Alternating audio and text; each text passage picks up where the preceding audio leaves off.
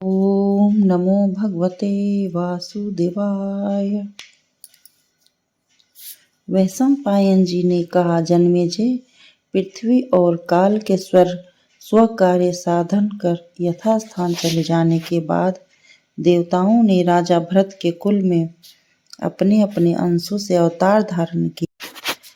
धर्म के पक्ष में स्वतः धर्म के अंश से युधिष्ठिर, इंद्र के अंश से अर्जुन, वायु के अंश से भीमसेन और अश्विनी कुमारों के अंश से नकुल व सहदेव उत्पन्न हुए और इनके पूर्व सूर्य देवता के अंश से कर्ण उत्पन्न हो चुके थे।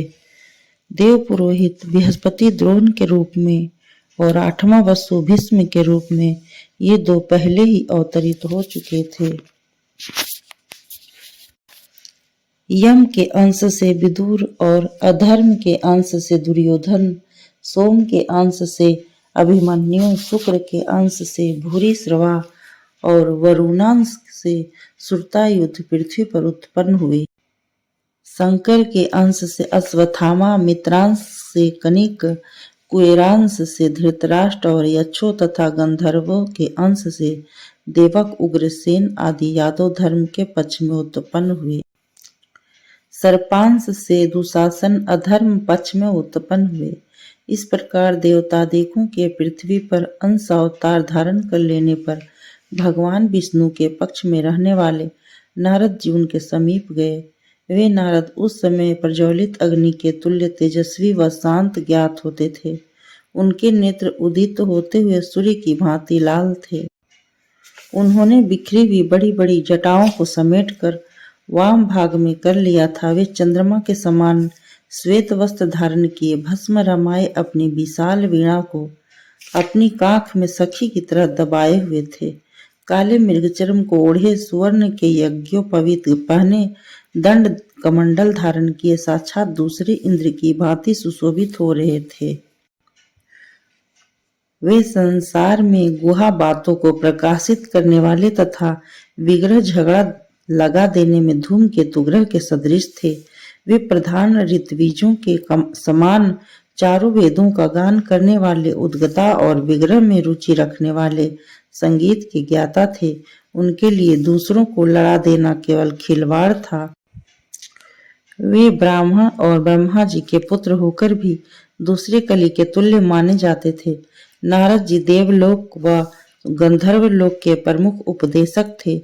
ऐसे ब्रह्मालोक में अबाध गति से भ्रमण करने वाले ब्रह्मा ऋषि नारद ने क्रोधित होकर देवताओं की सभा में बैठे हुए भगवान विष्णु से कहा, जो आपने महाराजाओं के विनाश के लिए पृथ्वी पर देवताओं से अंश अवतार धारण करवाया है, वह निष्प्रयोजन है। भगवान, यह राजाओं का युद्ध तो आपके ही अधीन है, अतः यह कार्य नर नारायण के द्वारा ही साध्य हो सकता था, ऐसा मुझे ज्ञात होता है।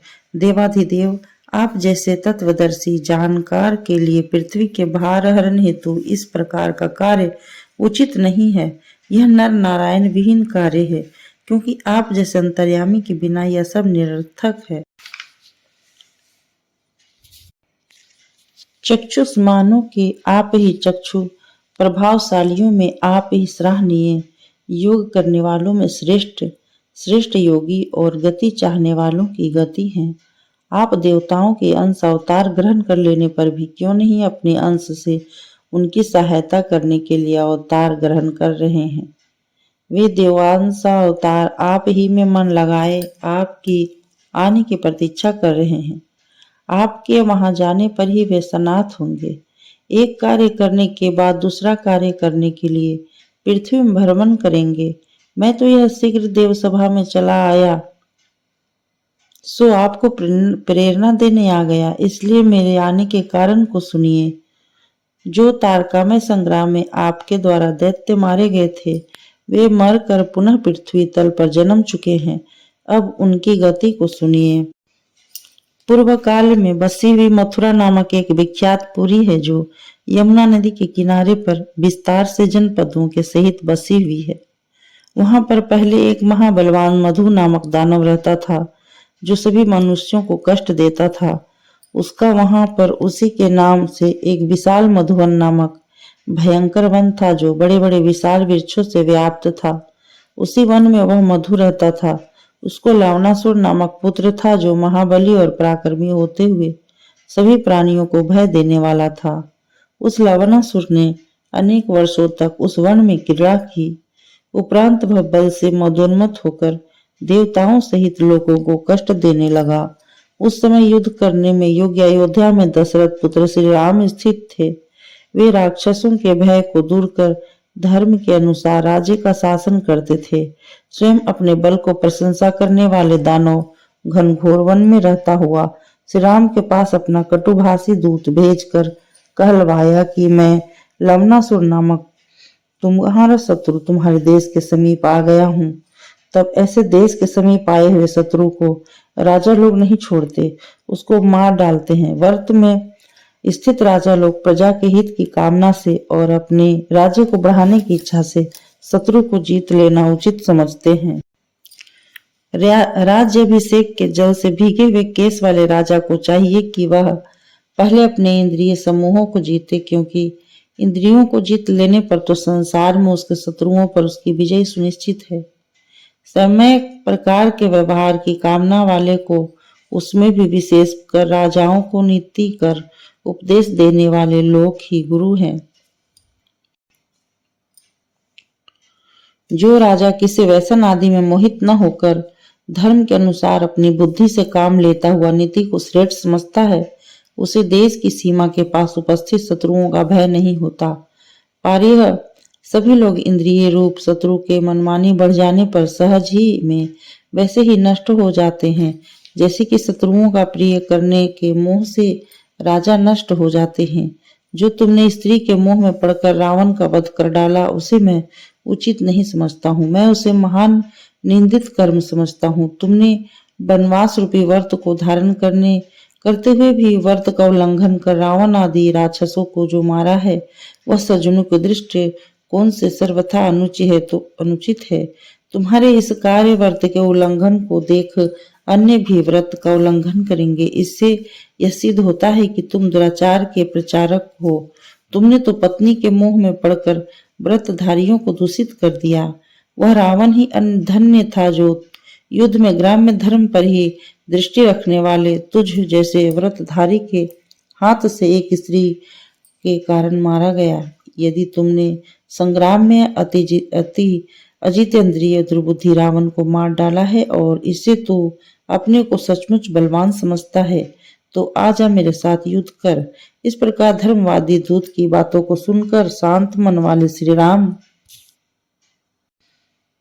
धीरे धीरे हंसते हुए दूत से कहने लगे, दूत, तुम राक्षस का गौरव बढ़ाने के लिए तुमने जो दोषों के द्वारा मुझ पर आक्षेप किया है, वह सब निरर्थक है, क्योंकि तुम मुझ पर जो दोष रोपण करके आक्षेप करते हो और अपने को न्याय मार्ग में स्थित समझते हो, यदि वह सतपथ पर है तो रावण मूढ़ था, मार डाला गया, या मेरी पत्नी का अपहरण हो गया और मैं सतपथ से विचलित हो गया, तो इसे क्यों कष्ट हो रहा है। जैसे सदा सन्मार्ग में चैतन्य देवता असाधुओं से दूषित नहीं किए जा सकते, वैसे ही सतपथ पर स्थित साधु पुरुष सत्य रहित वाणियों से दूषित नहीं होते। जो दूत का कार्य था उसको तुमने किया, अब जाओ, विलंब न करो। इस प्रकार अपनी आत्मा की प्रशंसा करने वाले दुष्टों पर मुझ जैसा नीतिमान आक्रमण नहीं करता। यह मेरा भाई शत्रुघ्न शत्रुतापन है, इस दुर्बुद्धि दैत्य का यही प्रतिकार करेगा। इस प्रकार दूत से कहकर श्री राम ने शत्रुघ्न को जाने की आज्ञा प्रदान की।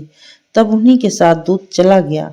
शत्रुघ्न युद्ध की इच्छा से शीघ्रगामी रथ पर सवार होकर मधुवन के मध्य विशाल दानवपुर में जा पहुंचे। लवणासुर भी दूत की बात को सुनकर क्रोध से उन्मत्त हो वन को अपने पीछे छोड़कर शत्रुघ्न से युद्ध करने के लिए उनके सामने आ गया। इस प्रकार युद्ध के मुहाने पर शत्रुघ्न और लवणासुर दोनों महाबलियों का भीषण संग्राम हुआ। वे दोनों अपने अपने तीक्ष्ण बाणों से एक दूसरे को मारते थे। वे अपने प्रमुख योद्धा शांत होकर पीछे नहीं हटते थे। इतने में शत्रुघ्न के बाणों से युद्ध में पीड़ित दानव के हाथ से शूल गिर पड़ा और वह बलहीन ज्ञात होने लगा। फिर उसने देवताओं से वरदानित सब प्राणियों को खींच लेने वाला अंकुश ग्रहण कर ललकारा और उसी अंकुश से शत्रुघ्न की गर्दन पकड़कर खींचा और चाहा कि उनकी छाती में अंकुश भोंक दूं। किंतु लवणासुर का वह उद्यम देखकर शत्रुघ्न ने स्वर्ण की मुष्टिका वाली उत्तम तलवार से लवणासुर का सिर काट दिया। सुमित्रा नंदन ने संग्राम में दानव का वध कर वहां एक पुरी बसाने की इच्छा से उस मधुवन को अपने अस्त्रों से काट डाला।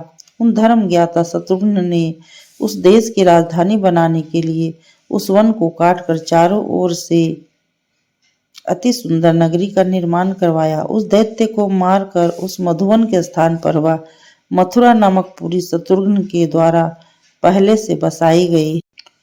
वह पुरी अट्टालिकाओं से युक्त चारों ओर चार दीवारियों से तोरण की भांति घिरी लंबी चौड़ी बड़े बड़े बलवानों से युक्त कई राष्ट्रों की राजधानी है।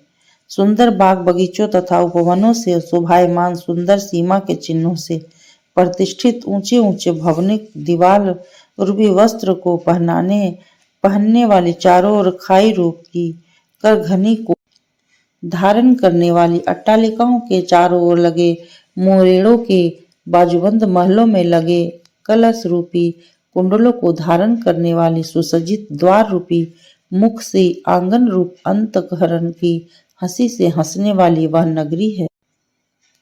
उसके भीतर रोग रहित वीर पुरुषों का वास व हाथी घोड़ों व रथों से भरी रही अर्ध चंद्राकार यमुना के किनारे पर बसी हुई मथुरा पूरी शोभायमान हो रही है। उसमें पुण्य का व्यवसाय होता है, वह रत्नों के संचय से गर्वित है। उसमें कठिनाई से प्रवेश होता है, समय समय पर वर्षा होने से उस पुरी में निवास करने वाले सुखी हैं। स्त्री पुरुषों की प्रसन्नता से वह पुरी प्रकाशित होती रहती है। इस प्रकार मथुरा के बसने के बाद वहां सूरसेन हुए थे। उसी मथुरापुरी में कार्तिकेय के समान पराक्रमी भोजवंशी महाबलवान उग्रसेन हुए।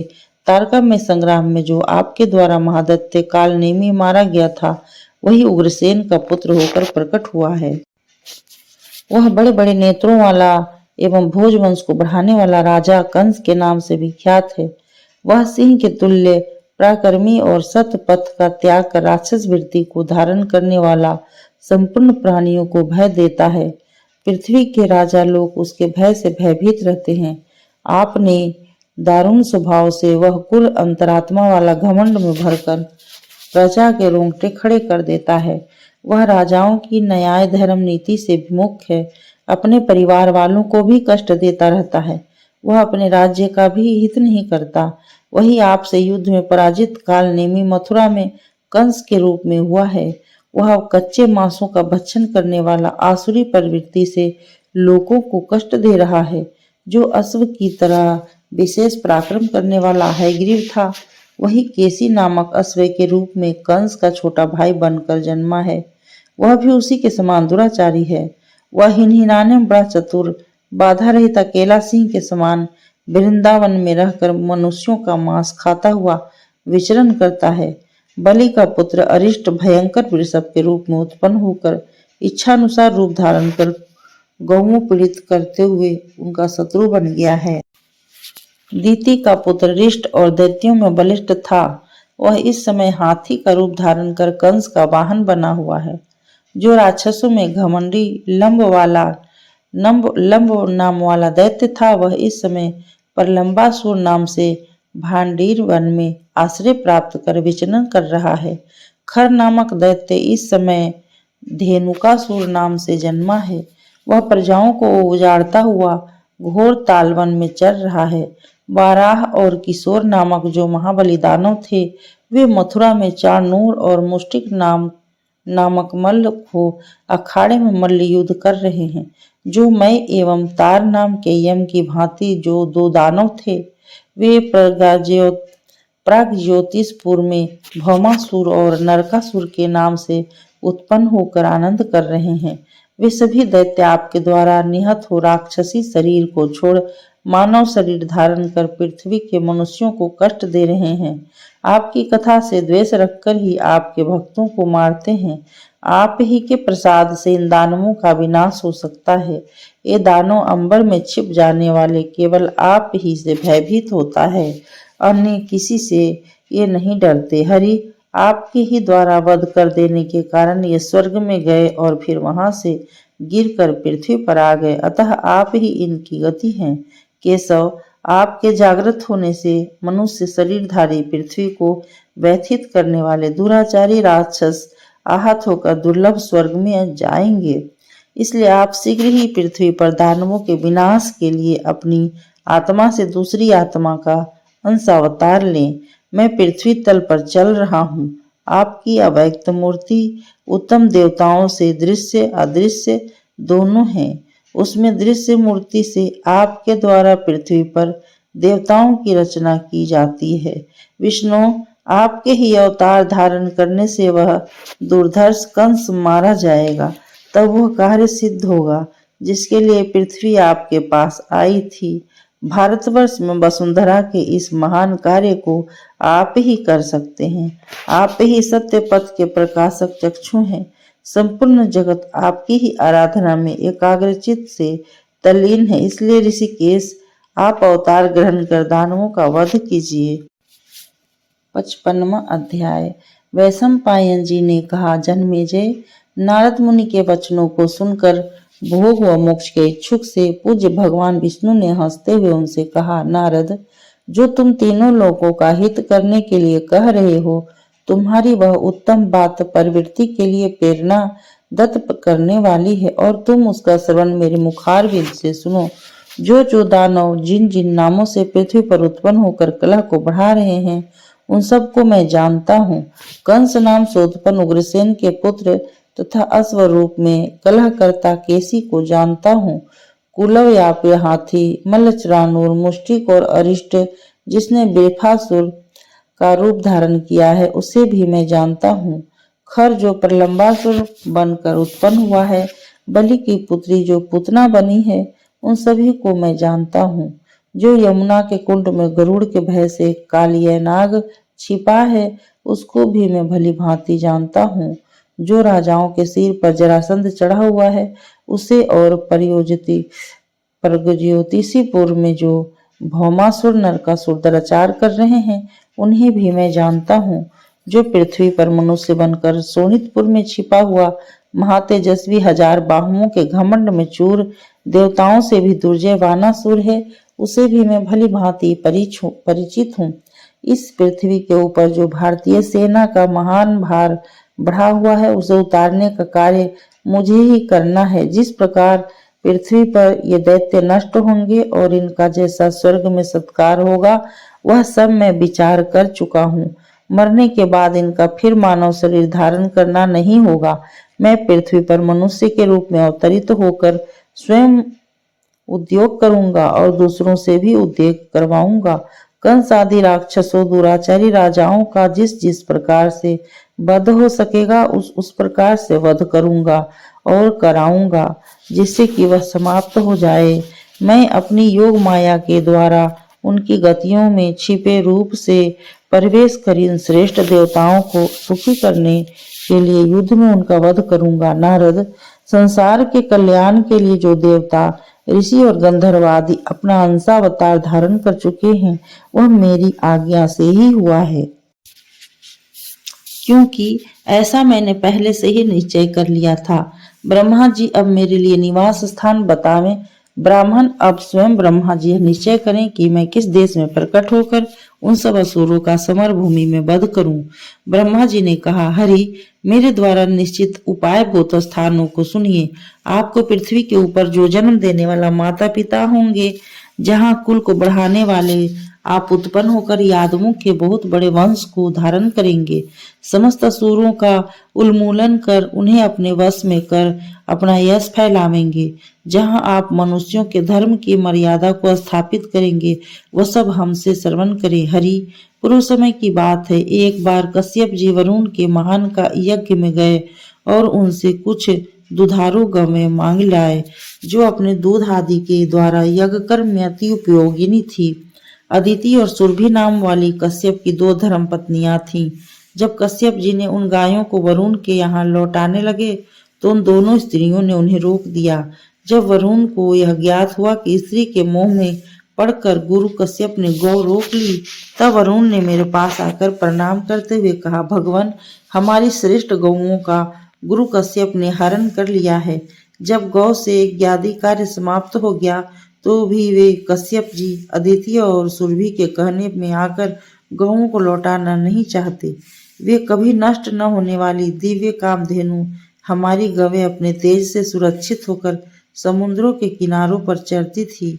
इस प्रकार की हमारी उन गौओं को सिवा कश्यप के कौन बांध लेने में समर्थ है, जो देवताओं के अमृत के तुल्य सदैव अबाध गति से दूध दिया करती थी। ब्राह्मण कोई कितना ही शक्तिशाली हो, गुरु या और कोई हो, यदि वह मर्यादा विहीन होता है तो आप ही ऐसे हैं जो ऐसे लोगों पर नियंत्रण कर सकते हैं, क्योंकि आप ही सबकी गति हैं। संसार के गुरु यदि लोक में समर्थशालियों के अनुचित कार्यों पर विचार कर दंड विधान न किया जाए तो जगत की मर्यादा सुरक्षित नहीं रह सकती। अब जिस प्रकार से हो उस प्रकार से हमारी गौओं को कश्यप जी से दिलवा दीजिए, क्योंकि आप समर्थवान हैं। मैं तो गौओं को लेकर ही सागर को जाऊंगा। जो गवें ब्रह्मा रूप आत्म देवता वाली है, जो गवें अविनाशी सद्गुणों से युक्त है, आपसे प्रकट हुए जो लोक हैं, उन सभी की दृष्टि में गाय और ब्राह्मण एक तुल्य कहे गए हैं। इसमें प्रथम गौ की रक्षा करनी चाहिए, क्योंकि गौएं सुरक्षित होकर ब्राह्मणों की रक्षा करती है। गौ एवं ब्राह्मण रक्षित होकर लोकों की रक्षा करते हैं। अच्युत, जब इस प्रकार जल के स्वामी वरुण ने हमसे कहा तो मैंने गौ के हरण तत्व को सुनकर कश्यप को यह शाप दे दिया। कश्यप ने जिस अंश से गौओं का हरण किया है उस अंश से पृथ्वी पर नंद गोप बनकर जन्म लेंगे, दूसरे अंश से वह वसुदेव बनकर जन्म लेंगे। जो देवताओं की उत्पत्ति स्थान सुरभि और आदिति नाम की स्त्रियां हैं, वे भी उनके साथ पृथ्वी पर आएंगी। तब कश्यप जी वसुदेव के रूप में वसुदेव बनकर जन्म लेंगे। जो देवताओं की उत्पत्ति स्थान सुरभि और अदिति नाम की स्त्रियां हैं, वे भी उनके साथ पृथ्वी पर जाएंगी। तब कश्यप जी वसुदेव के रूप में साथ रमन करेंगे और दूसरा कश्यप का अंश अवतार कश्यप के ही समान तेजस्वी होगा, उसका नाम नंद होगा। वे मथुरा के निकट ही गोवर्धन पर्वत पर स्थित गोपालों के अधिपति बनकर रहेंगे। कश्यप की बुद्धि गौ में होने से वहां भी वे गौ में निहित रहकर कंस को कर देने वाले होंगे। उनकी दोनों पत्नी अदिति और सुरभि का भी जन्म वहीं होगा। इस प्रकार मेरे शाप देने पर कश्यप का गोहर्ता अंश नंद बनकर गोकुल में उत्पन्न हुआ और कश्यप का दूसरा तपस्वी रूप अंश वसुदेव होकर मथुरा में उत्पन्न हुआ।